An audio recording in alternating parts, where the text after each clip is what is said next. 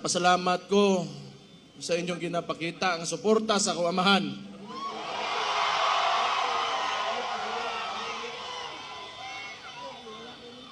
Naglagot lang ko sa inyo ha, kay kada makitaan ako ang naong sa kuamahan, bit-bit ninyo, kahilakon ko.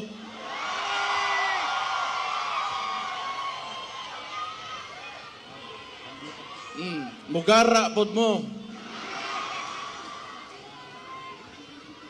Usob ko magpasalamat sa tanang Pilipino sa tibuok kalibutan na nagapakita og suporta kay PRRD.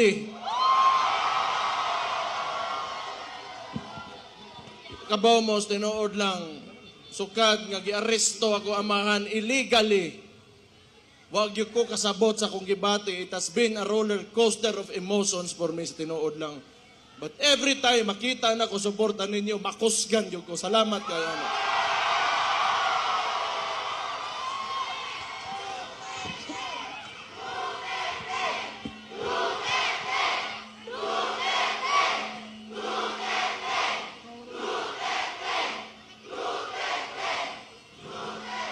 Siguro, gamiton ko ni nga nahimo kong Vice Mayor ninyo, Mayor, morning, sa termino nako karon, morning, last na nako nga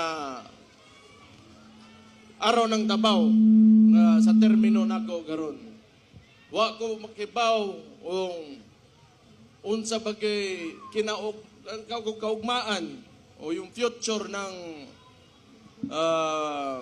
sistema ng politika dito sa Pilipinas. Kaya it seems to me the stories that I've heard about martial law and oppression is synonymous with the Marcos family name.